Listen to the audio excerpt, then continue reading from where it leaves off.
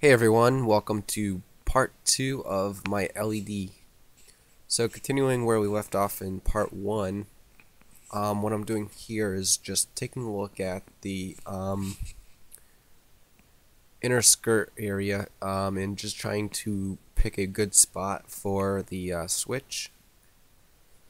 And it's a pretty obvious choice. There doesn't seem to be too many options. As close to the center as possible, and that way it's not in the way of the leg. So right here is pretty much the best spot for my switch on my Gundam right now, so that's where I'm gonna put it. So you're going to want to cut two pieces of wire. One piece you're going to want to be about probably like 8-10 inches. Just it's not going to need to be that long, but you're going to want enough wire to work with. So, and the second piece is only going to need to be like 3 or 4 inches. And I'm using white wire as my positive wire for this build. And the gauge of the wire is 28. I recommend using a thin wire like this because it'll be easy to squeeze through. So once you have cut your wire, you're going to want to strip off about a ½ inch on the ends. And once you have done that, you're going to want to twist the pieces of wire so that they're wrapped up nice and tightly. And once you have done that, you're going to want to solder the wires to your switch. To do that, I'm using some helping hands to hold the switch while I work. And I'm just going to wrap the wire around one of the legs of the switch. So the switch has just 2 legs, so it's easy to work with. So once you've wrapped it around nice and tight, you're just going to want to solder it into position. The wire and the leg are very small, so this could be a little tricky, but once you get it so that you're happy with it, you're just going to add a little bit of solder. So how I do this is I add some solder to the end of my iron, and then just transfer that to the thing I'm soldering, and let it cool, and this will hold the wire in place.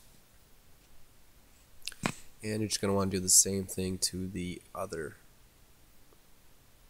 wire. So once you have finished that, you'll be left with a switch with 2 wires, and you're going to want to start to get it into position. I have the option of feeding it through between the armor and the inner frame, but I'm not going to do this because you'll be able to see the wire, and I don't want that. So what I'm going to do is I'm going to drill a hole through the hip section, and I'm just going to feed the wire through that. So you'll be left with something like this. Your kit's probably going to be different, so you might need to choose something different, but along these lines is what you're looking for.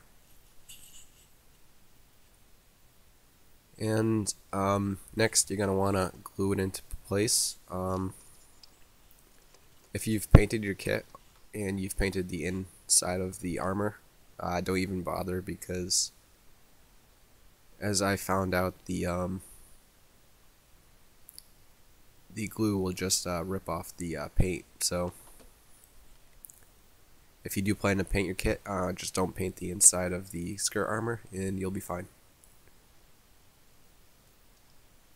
And just hold it until it dries, and you'll be left with this. So the switch is very tiny, and it actually takes a lot of force to flip it. So that's why it'll just rip off the paint, because you have to press really hard. But yeah, you'll have something like this. So next you're going to want to get the next section of the chest area, and since you're going to feed the wire through this section, you're going to want to drill a hole. If you have a keen eye, you'll notice that I'm drilling on the wrong side, but you get the idea. So then you just put it in the next section, and keep drilling through that section too, because you're going to need to feed the wire through there too. So yeah, I drilled on the wrong side and just had to go back and re-drill on the correct side, but no biggie. No one will see this part of the Gundam, so that's fine. Alright, so next you're going to want to solder in the resistor. So what I'm going to do is measure out about how far the wire needs to feed through, and then I'm just going to strip off the end of the shielding.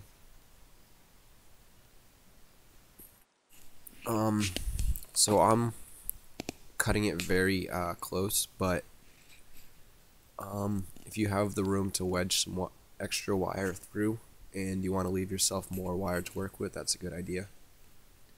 So using that piece I just snipped off, I'm going to first solder that piece onto the resistor. So I do that by just stripping off the shielding and twisting the wire. Then I just wrap it around the resistor,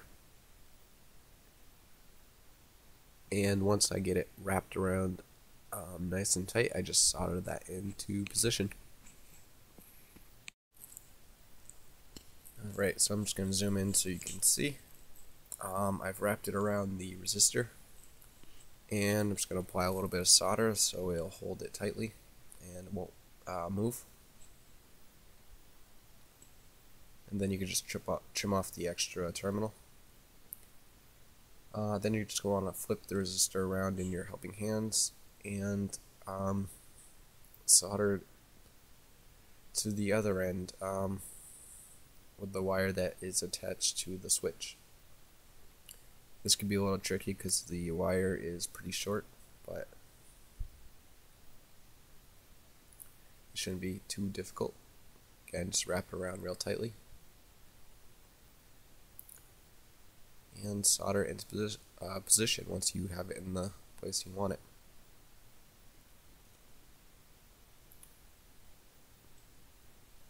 And you don't need the extra terminal there, so you just want to snip that off. And you'll be left with something like this.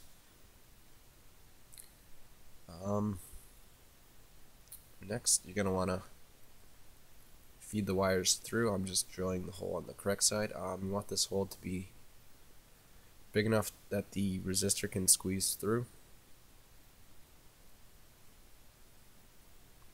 And you just want to feed both of the wires through. It's better to do it one at a time. So I'm starting by squeezing the resistor through. And once you get it through the hole and into place, you're just going to want to feed the wire through the next section. And then you're going to want to feed the second wire through. And once you have done this, you're going to be left with something that will look like this. So you're going to want to pull the wires tight.